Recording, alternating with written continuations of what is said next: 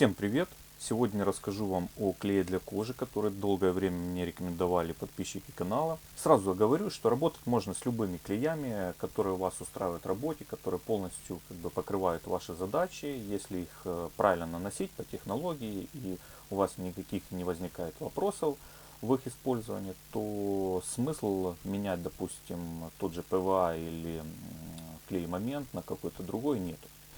У меня же есть к клеям определенные критерии. Первый из них это отсутствие едкого запаха. Под эти критерии подходят клея на водной основе.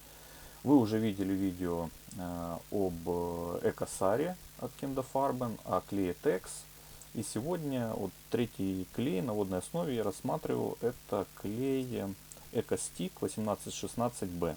Клея сравнивать не буду, потому что, как уже сказал, работать в принципе можно с любым, если все выполнять по технологии. Сегодня же просто расскажу о клее, о его возможностях, как наносить и как правильно с ним работать. Ну а теперь конкретно о данном клее. Клей от компании Интерком, полиуретановый на водной основе. Его можно наносить без специальных средств защиты и вентиляции. Способы применения такого клея в условиях производства это метод распыления или же роликовые машины. В обычных мастерских для ручного нанесения можно использовать тот же метод распыления, допустим, аэрографом, или же кисточки, валики, шпателя, какие-то одноразовые губки. Вот. Чем хорош еще данный клей, что он после высыхания становится полностью прозрачным. Еще очень большим преимуществом данного клея является широкий спектр применения. То есть он покрывает практически все возможные задачи по склеиванию, которые используются в изготовлении кожгалантерей. Этот клей можно применять при склеивании кожи с кожкартоном, кожи с синтетической кожей, кожи с нейлоновыми и прочими тканными синтетическими усилителями, дублеринами, тканью, кожу с материалом Ева, кожу с резиной, кожу с деревом. Клеить можно кожи жированные, у которых степень жирования до 15%. Сам клей с не очень выраженным приятным запахом, белого цвета, похож на молоко, но более гуще. Есть у него два способа нанесения, так скажем, на холодную и на горячую. Сегодня рассмотрим оба этих способа, плюс покажу, как клей склеивает кожу с поролоном, тканью, кожей и кожкартоном. Первый метод, так скажем, на холодную. Клей наносим на обе заготовки очень тонким слоем. Выдержим 5, 10, 15 минут в зависимости от температуры помещения и влажности до появления и образования тонкой прозрачной пленки, у которой пропадает эффект прилипания. После этого мы совмещаем наши заготовки, склеиваем их. И в идеале, конечно, это все покласть под пресс, но так как данный метод соединения, продавливания прессом, он применим не ко всем изделиям, то обычно я заготовочки продавливаю щипцами или же можно простучать молотком.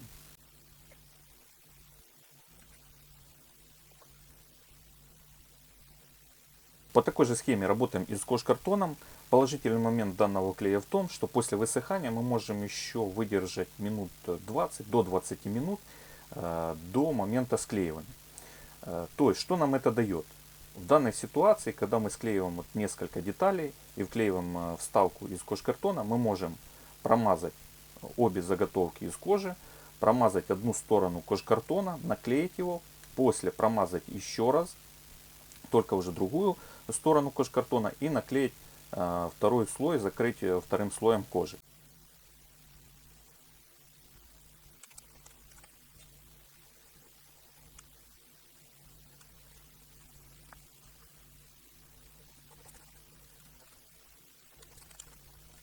Пока заготовки подсыхают, покажу, как этим клеем можно склеить кожу и синтетические материалы, такие как ткань, к примеру, и поролон. Здесь технология немножко отличается. Клей мы наносим на одну из поверхностей, в данном случае это кожа. Можно наносить клей на поверхность, которая, допустим, менее впитывающая, нежели кожа. Наносим клей более толстым слоем и без выжидания сразу склеиваем наши материалы.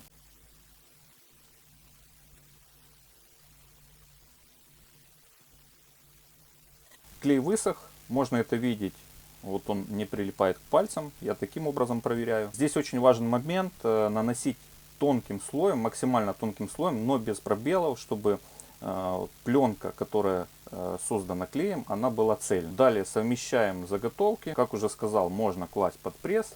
Я прохожусь такими щипчиками, продавил, и все. Теперь остается только подождать. То же самое делаю с кош-картоном, только еще успеваю нанести клей на вот эту вот сторону, где его не было, до склейки со второй деталью. Клей теперь подсох и на кош-картоне. Можно совмещать наши детали и сделать небольшую как бы такую формовочку по контуру как бы кош-картона, чтобы было видно рельефность и такой как подиум. Если у нас деталь побольше, допустим боковина портфеля, и вот щипцами мы до середины не дотянемся, то лучше использовать специальный такой металлический валик и им как бы прокатывать эти заготовки. А это тот случай, когда мы нанесли клей, и нам по какой-то причине пришлось оставить заготовки более чем на 30 минут. Сейчас уже прошло где-то 2 или 3 часа после нанесения, и теперь раскрывается еще одна как бы положительная характеристика данного клея. Его можно реактивировать. Если мы не успели склеить наши заготовки в течение 20 минут после высыхания клея, так скажем, склеивания на холодную, то у нас есть возможность в течение 48 часов после высыхания клея нагреть его температурой где-то 60-70 градусов. Таким образом его реактивировать и склеить заготовки. Нагреваю обычным феном и склеиваю.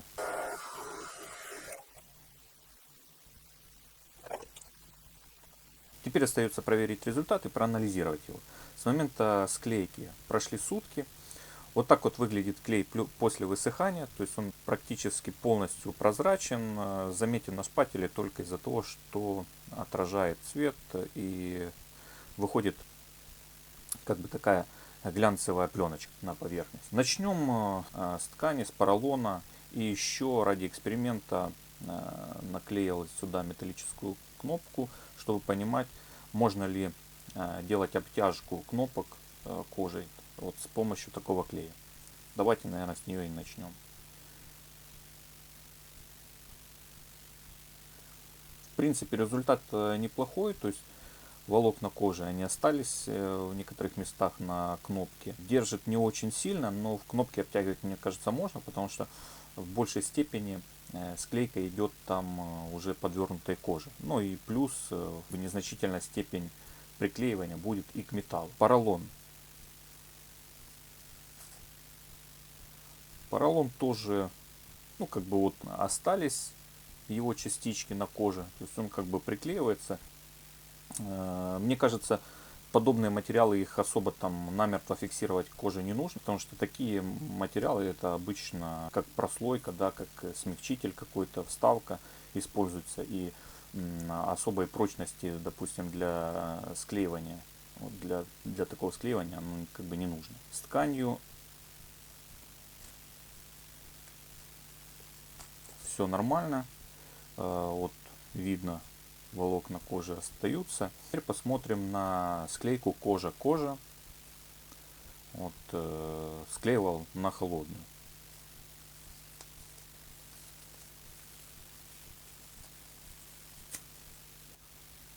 Можно видеть, что участки, которые не склеились, их практически здесь нет.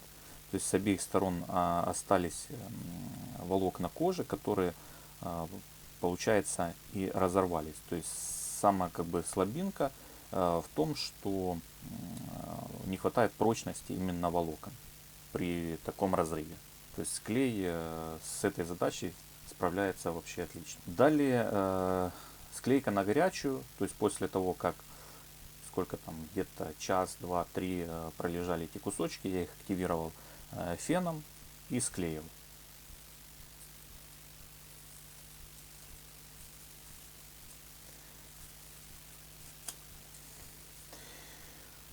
Скажу так, что в данном случае мне даже показалось, что склейка намного эффективнее, намного прочнее. Такое соединение, его было сложнее сорвать. Поэтому, если вам требуется максимальная как бы прочность от склеивания, я бы рекомендовал, наверное, все-таки активировать клей нагревом перед склеиванием. Ну и последний образец, где вклеивал кожкартон между двух слоев кожи. Я этот образец разрезал, чтобы было видно, как это все дело склеивается. Ну и смотрим. То есть, в принципе, кожкартон тоже, он хорошо приклеился. Снялся какой-то небольшой тонкий слой кожкартона, и он в этом месте, ну, как бы разорвался, получается, пополам. Только с одной стороны остался более толстый слой кожкартона, а с другой стороны более тонкий. Вот. Кожи тоже быстро разорвались из-за того, что, наверное, у ящерицы ну, вот этот тут изнаночный слой, он не очень прочный. То есть вот он остался на коже козы и как бы частично, получается, сорвался с этой стороны. В общем, клей мне понравился, буду продолжать с ним работать. Просто нанесение, нету едкого запаха. По склейке он показывает отличные результаты и не только склеивает кожу с кожей. Планирую работать с различными, так скажем, материалами, и вот этот клей покроет, в принципе, все мои потребности. Клей Экосар и Текс, они останутся как альтернатива. Допустим, если этот закончится и я не смогу найти его больше в магазинах, то вернусь обратно к Экосару. На данный момент остаюсь с этим клеем. Надеюсь, видео было полезным. Ставьте лайки, подписывайтесь и спасибо за просмотр.